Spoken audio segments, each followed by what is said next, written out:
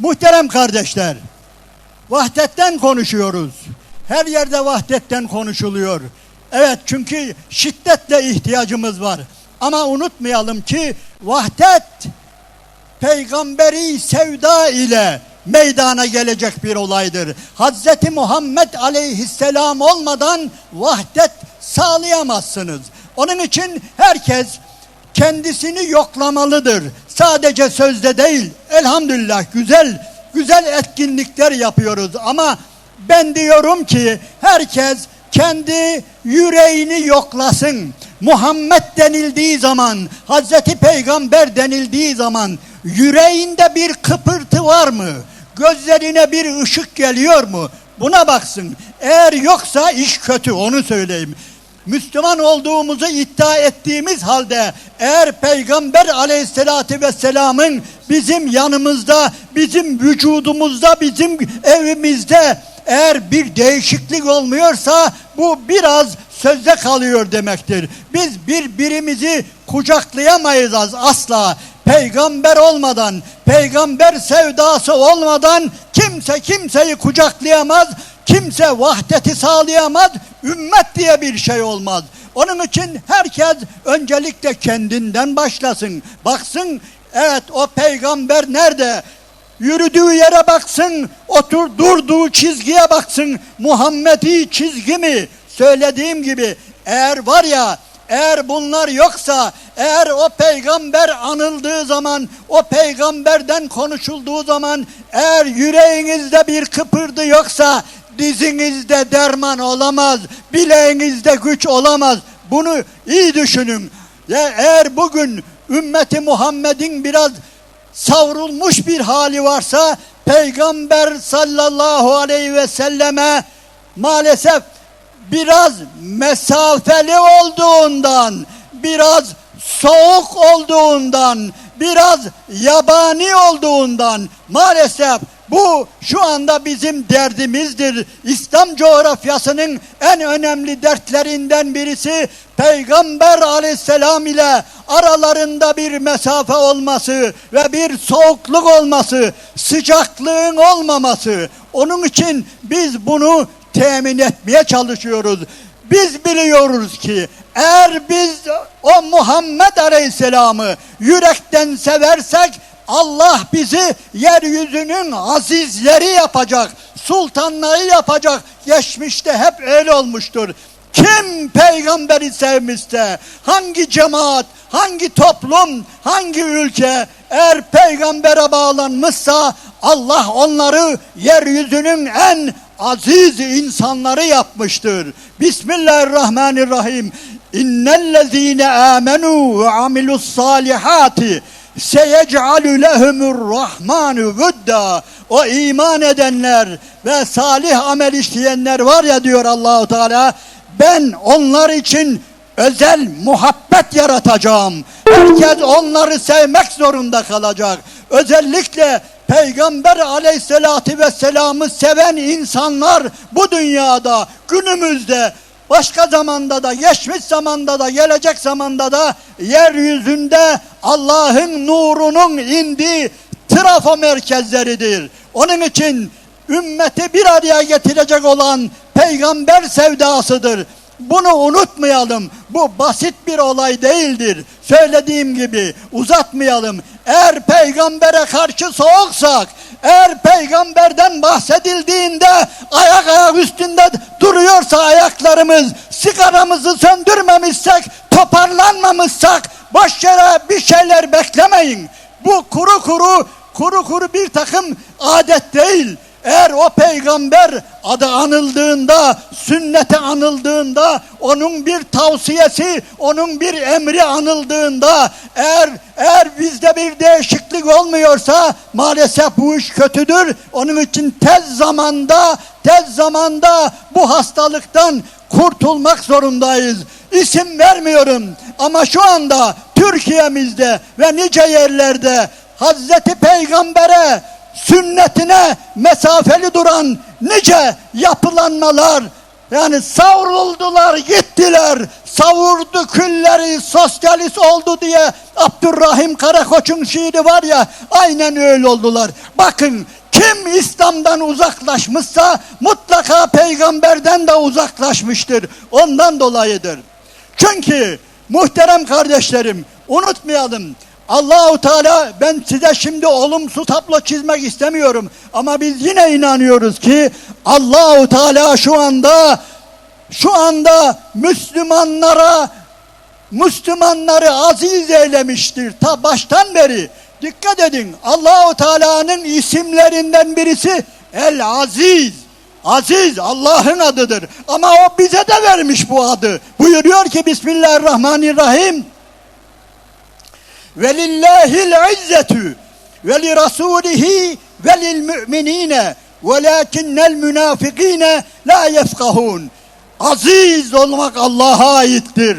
Aziz olmak Resulüne aittir ve aziz olmak müminlere aittir. Elhamdülillah, Allah bu şerefi müminlere vermiştir ve yeryüzünde aziz eylemiştir. Bu böyle basit bir olay değildir. Evet, herkes geziyor, herkes insandır ama Allah başka bir takım insanlara da buyuruyor ki, ne buyuruyor? Bismillahirrahmanirrahim. Ya eyyühellezine amenu innemel müşrikûne necesun. Ey müminler, iyi bilin ki müşrikler necasettir. İnnemel müşrikûne necesun. Özür dilerim, necaset ya. Necaset bildiğiniz tuvaletin necaseti. Allah demek ki birilerini de böyle yerin dibine batırıyor ve ondan dolayı diyor ve la yakrabul mescidel harame ba'de amihim hâzâ. Bundan dolayı onları, ey Resulüm, müşrikleri bundan sonra Kabe'ye, Mescid-i Haram'a sokmayın. Onlar nedir? Necasettir. Başka ayetlerde de ne diyor? İnnehum ricisün. Onlar murdardır, leştir. Aynen sokakta gördüğümüz veya sokaklarda yok artık, yani çöplüklerde gördüğümüz necaset neyse, murdar neyse, leş neyse, Allah kafirleri böyle tanımlıyor ve müminlere de böyle şeref ve izzet veriyor. Fakat buradan bir başka yere gelmek istiyorum. Allahu Teala bugün o aziz olan Müslümanlarla zelil olan, rezil olan, necis olan kafirleri karşılaştırıyor. Evet, bugün yeryüzünde, Gazze'de ve başka yerlerde, İslam aleminin her yerinde, cihad olan her yerinde gerçekten aziz mi aziz? Aziz olan kullarını ortaya çıkarttı. Dünyaya gösterdi, Avrupa'ya gösterdi. İşte izzet budur. İşte Allah'ın aziz ettiği insanlar budur diye. Bunu çok defa anlattık, söyledik burada. Komutanlar da var.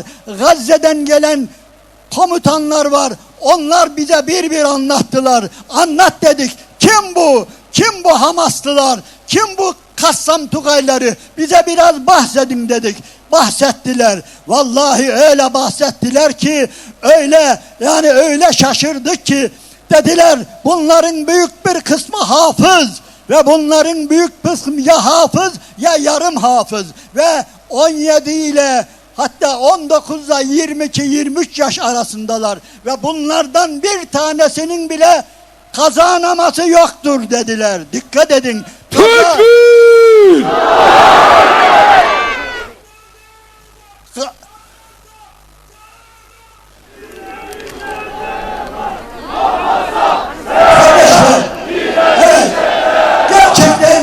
Şu anda Allah'ın en sevgili kulları cihat meydanlarında.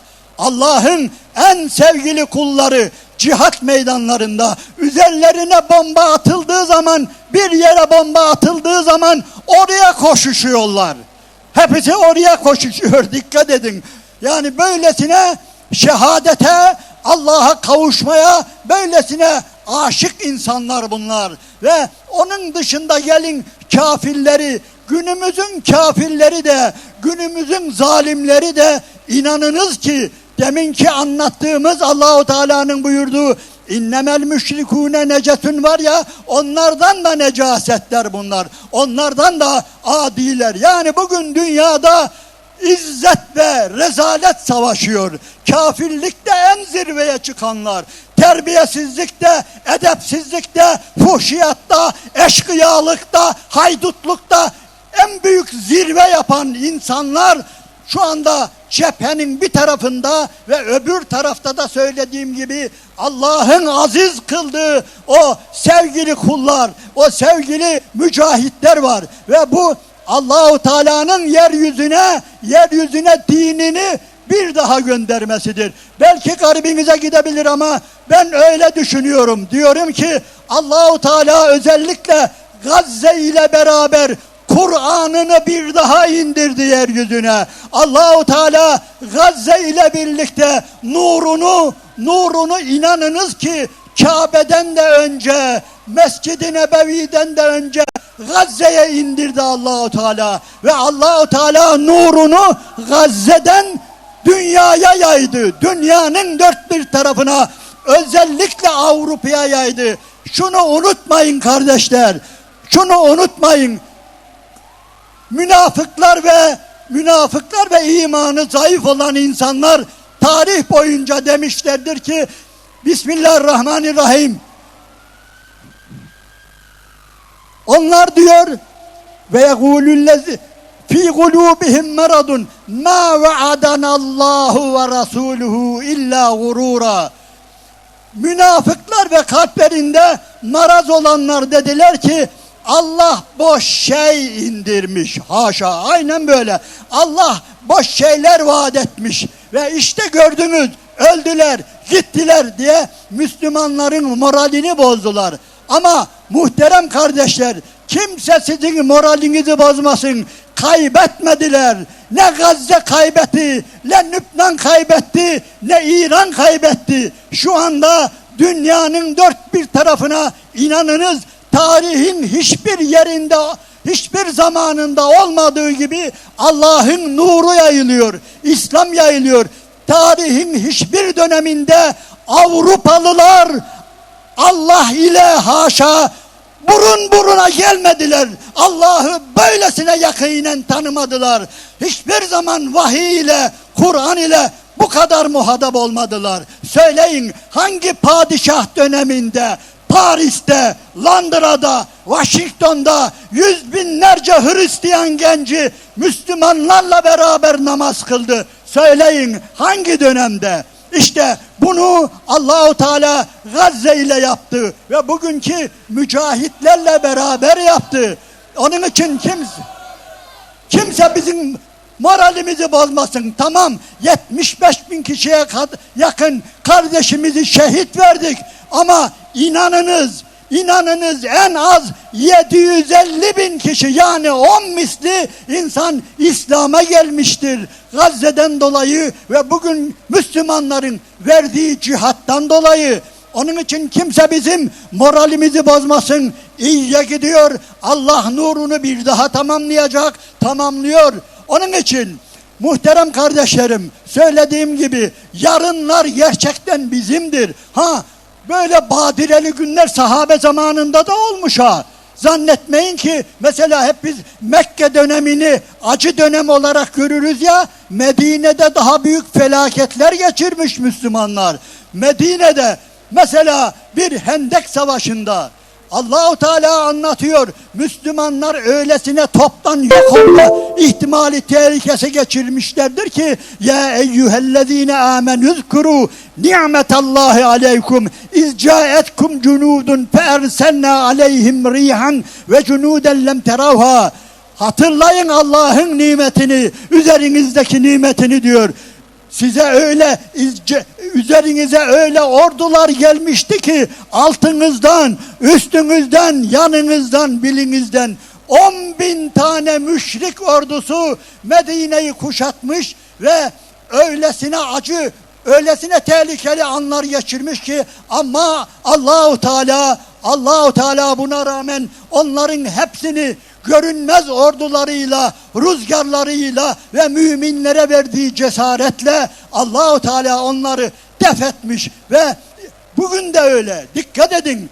Dikkat edin, İslam aleminin her yerinde kafirlerin, zalimlerin, Amerika'nın üsleri, uçakları, gemileri, bir tek gemisi var ya, bir tek uçak gemisi bir İslam ülkesinin inanın bütün savunmasını, askeriyesini dengeleyecek şekilde böylesine büyük. Ama Allahu Teala onları ne yapacak gördük. Ucundan gösterdi bize. Eğer biz müttaki olursak, eğer biz Allah'tan korkarsak Allahu Teala o gemilerin ne yapacağını bize gösterdi. O gemileri tamamen suya gömmemize gerek yok.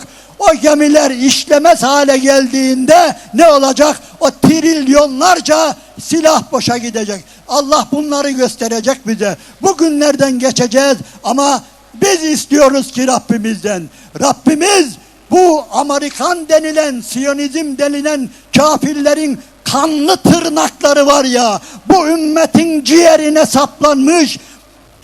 saplanan kanlı tırnaklarını koparmayı Allah bizlere nasip eyleyecektir. Muhterem kardeşler, yine en büyük arzumuz Allahu Teala bu pis cenabetlerin cenabet ayaklarını bizim mukaddes topraklarımızdan, vatanlarımızdan, İslam coğrafyasından koparıp atacaktır. Evet, gerçekten öylesine.